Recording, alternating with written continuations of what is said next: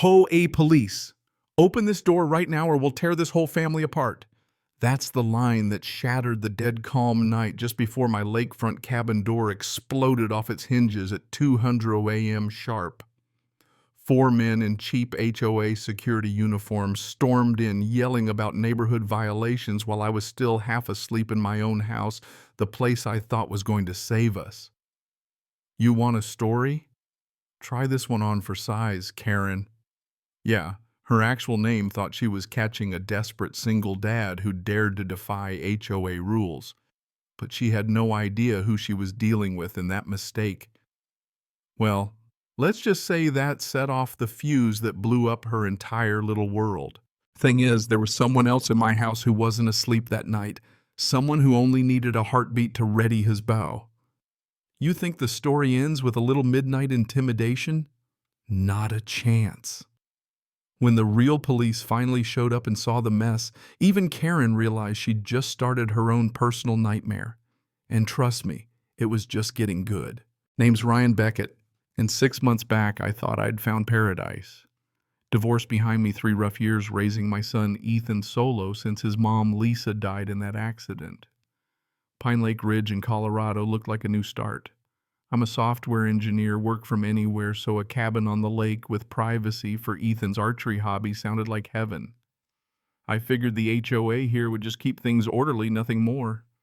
Boy, I couldn't have been more wrong if I tried. Ethan used to be an Olympic-level archer. Could put 3 arrows in the same bullseye at 50 meters, not even breathing heavy. But after Lisa died, the kid quit competition cold. Said he couldn't focus, couldn't find his center. I didn't push. Grief is its own kind of training, I guess. If flinging arrows at hay bales helped him heal, that was enough for me. What I didn't know was how sharp his skills had gotten in the quiet of that grief. That night I was dead asleep when the pounding started. None of that polite knocking, but the kind of hammering that makes you think there's a fire. 2:13 a.m. Seriously. Who does that? I'm stumbling to the door in my robe, mind-racing emergency drunk students. But nope. Just a huge guy in a knockoff uniform. Later learned his name was Jake Morrison. Failed cop. Now the HOA's muscle. He barges past me with 3 other men, matching uniforms, fake badges, the works. We're here about unauthorized construction, he says, acting like my little backyard range is a terrorist threat. His boys spread out like it's a drug bust. But here's what made my hair stand on end. They knew exactly where to go. No searching, no questions. Straight to Ethan's target setup out back. One beeline for the hall to Ethan's room like he'd been here before. Then they dropped a thick folder surveillance photos. Ethan at practice close-ups of his bow medals from years ago. Where'd you get these? I asked, trying not to sound scared. Morrison just smirks. Community safety protocols. But those weren't just neighborhood snapshots. This was stalker-level stuff. They knew Ethan's exact schedule, even what kind of arrows he used. My stomach dropped. Morrison started ranting about the boy with the weapons. Made my son sound like a criminal, not a grieving kid who found peace in archery. That's when we all heard it, the soft creak above us. Morrison and his goons froze eyes, darting to the loft. We need to inspect all areas, including the miner's room. Morrison barked his voice, trying to sound official. I was about to tell him where he could shove his inspection when Ethan stepped into view. Pajama pants, t-shirt, and in his hands his compound bow arrow nocked but not drawn, calm as a statue. The whole room stopped. Ethan just looked down at these 4 grown men who'd invaded our home in the dark, his eyes laser-focused. Not angry or scared, just clear, steady like a sentry, guarding what mattered most. Morrison's whole posture shifted. Suddenly he seemed to realize he wasn't the most dangerous person in the room. Then my phone rang. Caller ID M. Hill. Margot Hill, HOA president. I'd only met her once, but her voice shrieked through the speaker. Morrison, don't let that little psycho get away. Take them both. Morrison hesitated. And in that moment I saw Ethan's face change, not to fear, but to recognition. He knew that voice. After Morrison and his crew slithered out, I spent sunrise digging. Coffee in hand, I went to see Sally Winter's retired HOA secretary 3 houses down. Sally's got more neighborhood stories than the internet. Over stale donuts and bitter coffee, she spilled the real tea Margot had swept in after the sudden death of longtime HOA leader Walter Pine. Heart attack, supposedly, but Walter was healthy as a horse, jogging every day. Margot rolled into his memorial with a stack of papers, replaced the whole board, started improvements, and get this, kept detailed files on every family. And honey Sally whispered, "Your file's the thickest." Sally pulled out a folder emails between Walter and the county flagged for odd requests about new residents. Walter had suspected Margot of systematically targeting certain families, especially ones with special skills. The email hinted at something bigger, but Walter died before he could finish his investigation. That afternoon, Ethan and I finally talked about what happened. Sitting on the deck, he told me, "Dad, she used to be my coach. Margaret Hillman. She pushed me so hard sometimes I'd collapse from exhaustion. Said I was special, needed to be tougher." Lisa's accident came flooding back. She'd been racing to the hospital after one of those practices. Ethan confessed that after Lisa died, Hillman told him he was dangerous, needed supervision, and if she ever saw him with a bow again, she'd make sure the authorities got involved. This wasn't some random HOA crackdown. This was personal. Margot, a.k.a. Hillman, had tracked us down, wormed her way into power, and set up the perfect revenge. She'd been watching us for 3 years. The psychological warfare started small violation notices for how we stored archery equipment.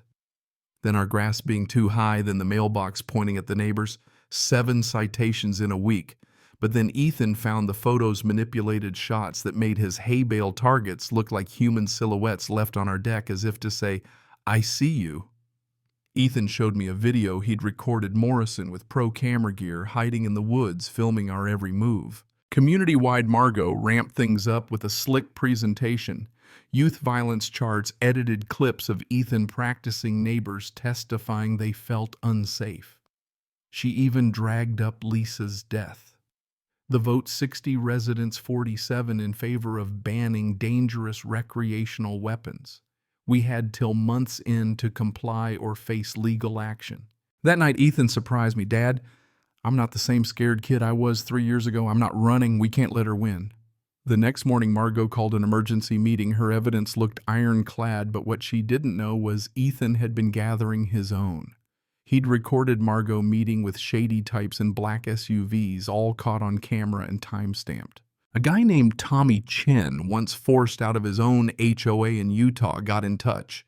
He'd uncovered a network of corporate shell companies flipping whole communities through manufactured harassment, driving down values, buying cheap, and flipping for profit. It was legal barely.